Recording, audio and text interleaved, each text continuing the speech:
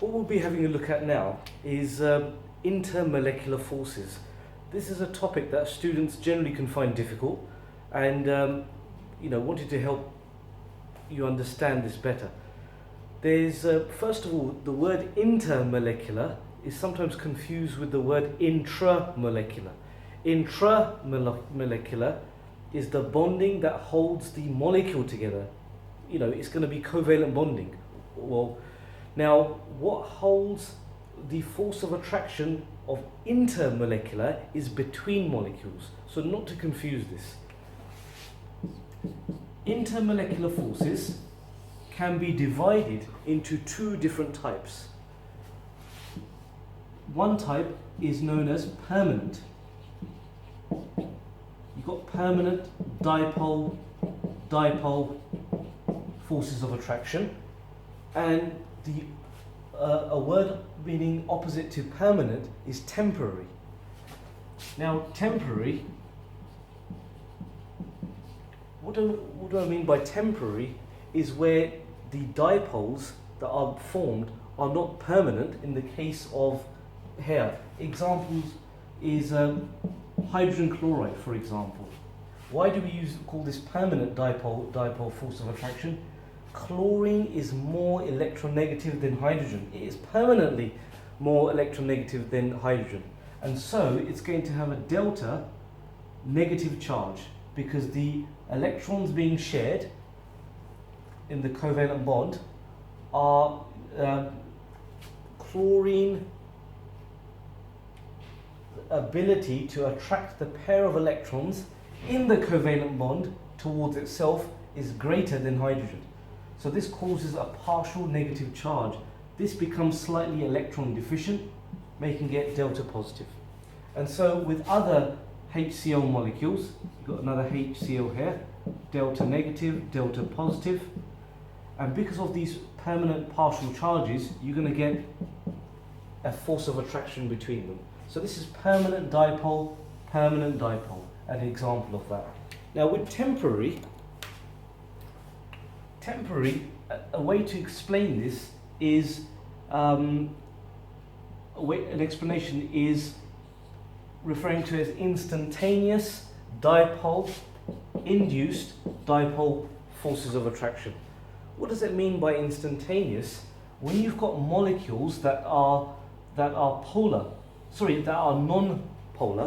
in the case of hydrocarbons, in the case of the halogens, in the case of diatomic molecules, you see, even though it's a non-polar molecule, but in an instantaneous moment in time, because you get the electrons oscillating, you can get electrons more focused on one side of the molecule than the other, and this causes a temporary or instantaneous dipole. And what it does to its neighbors, it induces a dipole like so. It's like a bit like a magnet near other magnets will cause them to align in a particular way, and because you've got now two dipoles and you get this force of attraction, because this is temporary, another term we use for this force of attraction is known as van der Waals is forces. This is the force of attraction, intermolecular force of attraction that holds molecules together. In like for hydrocarbons, we spoke about the halogens, and these are the two main different forces of attraction. With permanent dipoles, there's many other examples. So one thing to note is when you've got a clear difference between the elements, the atoms of the elements, in terms of electron negativity, then you're going to have permanent dipole. In temporary, you're going to have between molecules that are non-polar,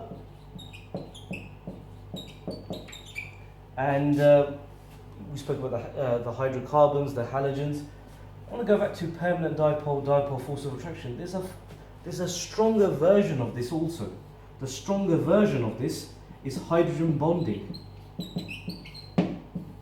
In hydrogen bonding, it's hydrogen with nitrogen, oxygen and fluorine. And fluorine in your syllabus, not examples are not given there, but it could still come up in your wider reading. Something to bear in mind. There's another video on hydrogen bonding, explains that in a bit more detail. But going back to molecules that have van der Waals forces, we spoke about non-polar. You've got hydrocarbons. Why are they hydrocarbons? It's because hydrogen and carbon have very similar electron negativity. I don't know if you can see the HC at the bottom there. Yes, you can. Now, you've got the halogens. For example, you could have bromine, which is a diatomic molecule. This is a bit of an unusual example. You wouldn't expect this, but carbon dioxide. Why carbon dioxide? Even though oxygen has a greater electron negativity than carbon, this is delta negative, this is delta positive, but because it's a symmetrical molecule, the dipoles cancel out, and so overall it's a non-polar molecule. That's why carbon dioxide is a gas at room temperature, and you're going to have something like water, which is a liquid at room temperature with a very high boiling point. Other examples of this where the dipoles cancel out is carbon tetrachloride. It's a tetrahedral structure with the dipoles cancelling out. So if you look at these examples and see if you can categorize them in what type of intermolecular force there would be, it is a great skill to develop, and it will make you successful in the exam. Thank you.